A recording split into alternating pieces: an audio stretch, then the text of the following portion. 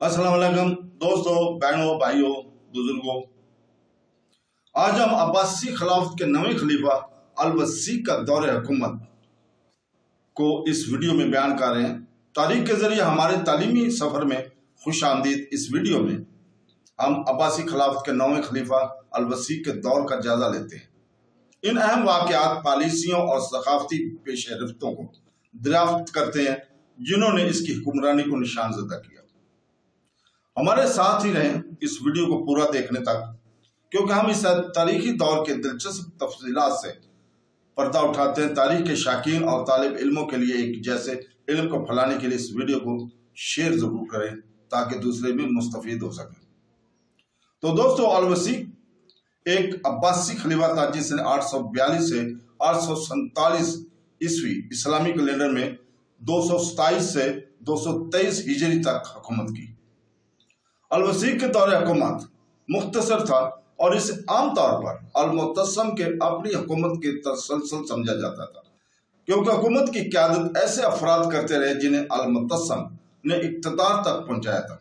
तुर्क फौजी कमांडर वासफ और इश्तियार, वजीर मोहम्मद इब्न अल-ज़ियाद और चीफ काजी जज अहमद बिन अबी दाऊद, ये लोग ज़ाती तौर पर अल-मुतस्सम के वफादार थे, लेकिन इस तरह अल-वसी के पाबंद नहीं थे।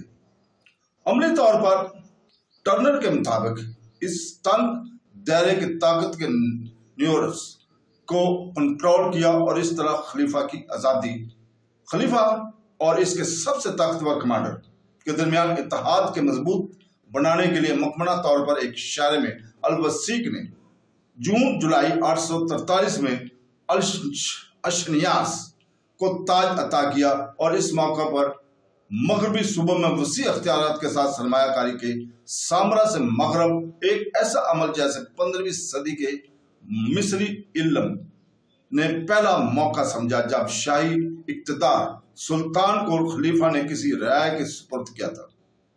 अशनियास की मौत 844 में हुई और इसके बाद कमांडर अल चीफ के ओहदे पर और मगरबी सूबों की अपनी ज्यादा गवर्नरी संभाली। नए खलीफा ने सामरा में बहुत ज्यादा तामीरात भी की, जिसने खलीफा की रहायशगाह को एक मुनासिब शहर बनाने की तरफ बहुत आगे बढ़ा, जिसमें बाजार, एक बंदरगाह और इसकी जरूरियात के लिए काफी थी। इसने सामरा को न सिर्फ अपने बाशिंदों के लिए ज्यादा आरामदा बनाया, बल्कि वहां के जायदाद में सरमायाकारी की इक्तिसादी तौर पर पुरकशिश बना दिया। अब्बासी शराफिया और फौज के लिए दोनों अहम तहफ़्फ़ुज़ात थे जिन्हें अल-मुतस्सम ने नए दारुल हुकूमत में मुंतकिल होने पर मजबूर किया था। ताहम 843 और 844 में खलीफा ने मुबीना तौर पर वजीर इब्न ज़ियाद के उकसाने पर बिल अल-तबरा के रिपोर्ट करता एक कहानी के मुताबिक हारून और रशीद के मुतहद हर मक्कियों के ज़वाल से मुतासर होकर गिरफ्तार किया गया, तशद्दुद का निशाना बनाया गया और तुर्क फौजियों को अदायगी के लिए रकम इकट्ठा करने की कोशिश में मरकजी हुकूमत के कई सेक्टरों पर भारी जुर्माने आयद किए गए।